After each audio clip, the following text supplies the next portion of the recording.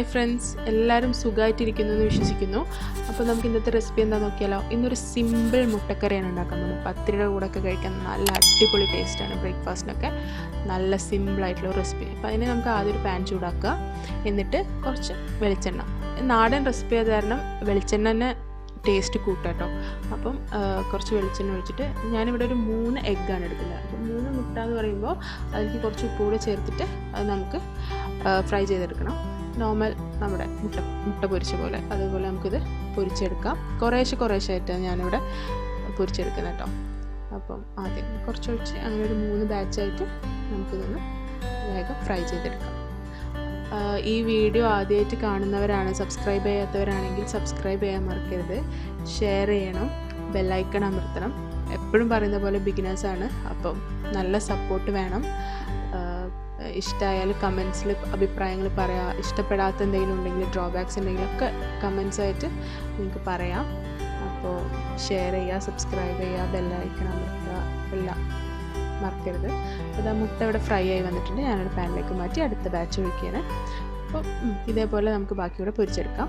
ഇനി വേണ്ടത് ഒരു 1/2 കപ്പ് തേങ്ങ, അതിലേക്ക് ഒരു ചെറിയ ഉള്ളി, ഒരു 1/4 ടീസ്പൂൺ മഞ്ഞൾപ്പൊടി, ഇതെല്ലാം ചേർത്തൊന്ന് അരച്ചെടുക്കണം. പിന്നെ അത് കഴിഞ്ഞാൽ ഒരു പാനിലേക്ക് കുറച്ച് മഞ്ഞൾപ്പൊടി, കുറച്ച് മുളക് പൊടി, ഒരു 1/2 ടീസ്പൂൺ, കുറച്ച് വെള്ളവും ചേർത്ത് അത് നന്നായി മിക്സ് ചെയ്ത് ഇതോടെ മാറ്റി വയ്ക്കണം. നേരത്തെ ചെയ്ത ആ തേങ്ങ അരച്ചത് അതോടെ മാറ്റി വയ്ക്കണം. അപ്പോൾ നമ്മുടെ എല്ലാം റെഡിയായി. ഇനി നമുക്ക് ഒരു പാൻ ചൂടാക്കി അതിനകത്തേക്ക് കുറച്ച് വെളിച്ചെണ്ണ ഒഴിച്ച് ഞാനിവിടെ ഒരു 10 to 12 ചെറിയ ഉള്ളി ചെറുതാക്കി അരിഞ്ഞത് അത് ചേർത്ത് നമുക്കിതൊന്ന് കുറച്ച് കറിവേപ്പിലിട്ട് നന്നായി ഒന്ന് വഴറ്റിക്കൊണ്ടുവരാം. നന്നായി ഒന്ന് വഴന്ന് വരുമ്പോൾ നമുക്ക് ഈ മുട്ടയില്ലേ, ആ മുട്ടനെ ഞാനിവിടെ ക്യൂബ്സാക്കി കട്ട് ചെയ്ത് വെച്ചിട്ടുണ്ട്.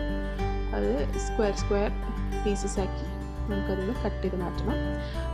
ഇനി നമ്മുടെ ആ മസാല, മഞ്ഞളും മുളകും കൂടെ ചേർത്തിട്ടുള്ള ആ ഒരു വെള്ളം അത് ഇതിനകത്തേക്ക് മിക്സ് ചെയ്തിട്ട് ഈ ക്യൂബ്സാക്കി കട്ട് ചെയ്ത എഗ്ഗ് അതും നമുക്കിതിനകത്തേക്ക് ചേർത്ത് ഇത് നന്നായി ഒന്ന് മിക്സ് ചെയ്ത് കൊടുക്കാം. പൊട്ടിപ്പോകരുത്, മുട്ട അങ്ങനെ ഉടഞ്ഞു പോകരുത്. ജസ്റ്റ് പതുക്കെ ഒന്ന് ഇളക്കി മിക്സ് ചെയ്ത് കൊടുത്താൽ മതി.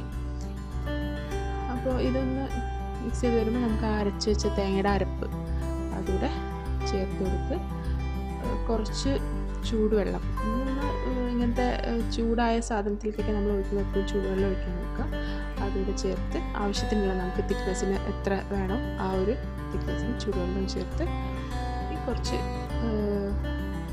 ഒന്ന് ആവശ്യത്തിനുള്ള ഉപ്പ് ചേർക്കാൻ മറക്കരുത്.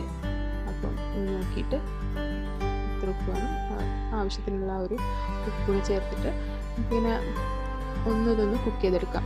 ഈ സൈഡിലിങ്ങനെ ഒരു പത പോലെ ഇങ്ങനെ പൊന്തി വരുമ്പോൾ ഇതേപോലെ ഇങ്ങനെ വരുമ്പോൾ വേഗം ഓഫ് ചെയ്യാം. അത്രേ ഉള്ളൂ, നമ്മുടെ മുട്ടക്കറി റെഡി. സിമ്പിൾ റെസിപ്പി അല്ലേ. പത്തിരിയുടെ കൂടെ ഒരു രക്ഷയുണ്ടാവില്ല കേട്ടോ. നല്ല അടിപൊളി ടേസ്റ്റാണ്. കുറേ പേർക്ക് അറിയുന്നുണ്ട്, നമ്മുടെ ഈ മലപ്പുറം ഭാഗത്തുള്ളവർക്കൊക്കെ കുറേ ഇത് അറിയുന്നുണ്ടാവും. അപ്പം ഇതാണ് ഞങ്ങളുടെ ഇന്നത്തെ ബ്രേക്ക്ഫാസ്റ്റ്. കട്ടിപ്പത്തിരി, തേങ്ങാപ്പത്തിരി, മുട്ടക്കറി, കട്ടൻ ചായ. അപ്പോൾ എല്ലാവർക്കും ഇഷ്ടമായെന്ന് വിശ്വസിക്കുന്നു. ഷെയർ ചെയ്യണം, സബ്സ്ക്രൈബ് ചെയ്യണം, സപ്പോർട്ട് വേണം. അപ്പോൾ വേറൊരു റെസിപ്പി ആയിട്ട് പിന്നൊരു ദിവസം വരാം. Bye, see U.